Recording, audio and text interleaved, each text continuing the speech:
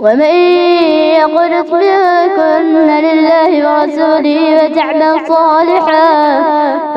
صالحا نؤتها أجرها مرتين وأعتدنا لها رزقا كريما. السلام علیکم ورحمۃ اللہ وبرکاتہ. الحمدللہ وکفا والصلاة والسلام علی من لا نبی بعدہ. اما بعد فاعوذ باللہ من الشیطان الرجیم. بسم اللہ الرحمن الرحیم. قرآن حکیم کے 24ویں پارہ میں سے 5 انتہائی اہم نکات پیش خدمت ہیں. نمبر 1، موت کی بہن. اللہ رب العالمین نے انسانوں کے لیے نیند کا جو سلسلہ رکھا ہے اس کو موت کی بہن قرار دیا گیا ہے کہ اس کی روح ایک دفعہ نکل جاتی ہے اور دوبارہ پھر بیدار ہونے پہ اس کو پلٹائی جاتی ہے. جس طرح کہ نبی علیہ السلام کی مسنون دعائیں ہمارے سامنے ہیں کہ سوتے ہوئے ہم اللہم بسمک اموت و احیا یا اس سے ملتے جلتے دیگر الفاظ کی دعائیں ہیں. اسی انداز سے بیداری کے وقت الحمدللہ الذی احیانا بعد ما اماتنا و الیہ النشور کہ اس نیند کو موت کا نام دیا گیا. تو یہ روزانہ کی نیند ہمیں پیغام دیتی ہے کہ بالآخر ابدی نیند سونا ہے تو اس کی تیاری کی جائے. اللہ ہمیں اس کی توفیق عطا فرمائے. نمبر 2، پیوستہ رہ. عام طور پہ کہا جاتا ہے پیوستہ رہ شجر سے امید بہار رکھ، یعنی جب درخت موجود ہوں تو پھر کبھی نہ کبھی بہار آ ہی جاتی ہے. جب ذرائع موجود ہوں تو اللہ تعالیٰ پھر اس کے فیوز و برکات بھی عطا کر دیتے ہیں. تو اس سے مزید اللہ رب العالمین نے جو رہنمائی فرمائی ہے وہ یہ ہے کہ میری رحمت سے مایوس نہیں ہونا. تو ہم نے پیوستہ اپنے رب سے رہنا ہے، اس کی رحمت سے رہنا ہے. تو اللہ رب العالمین نے انتہائی زیادہ گناہگار بندے کو بھی یہ حکم دیا ہے کہ تم نے میری رحمت سے مایوس نہیں رہنا بلکہ آخر دم تک میرے لیے دروازے کھلے ہیں.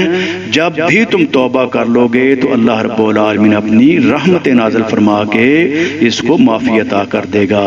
نمبر 3، افسوس. گناہوں سے تائب ہو کر روش نہ بدلی تو قیامت کو پچھتاوے اور افسوس کے علاوہ کچھ نہ ملے گا.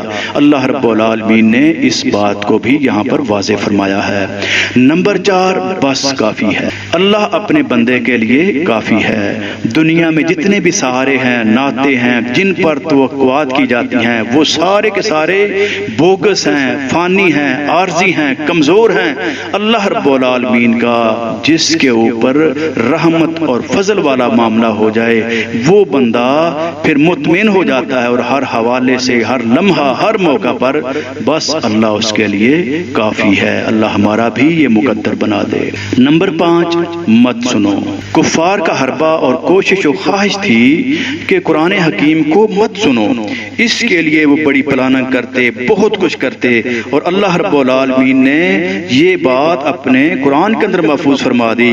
وقال الذین کفروا لا تسمعوا لهذا القرآن والغوا فیہ لعلکم تغلبون کہ اس قرآن کو مت سنو.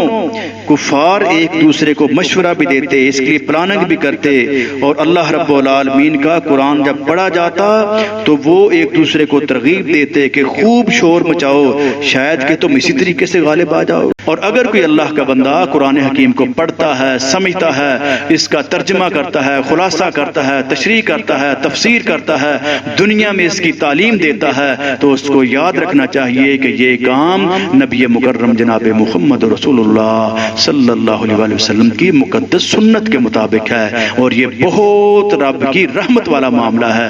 اللہ تعالی ہمارا یہ مقدر بنا دے اور اللہ ہمیں اس پر ثابت قدمی عطا فرما دے. اللہ تعالی ہمارے لیے آسانیاں پیدا فرما دے اور ہر قسم کی مشکلات سے ہمیں محفوظ فرما لے. وآخر دعوانا ان الحمدللہ رب العالمین.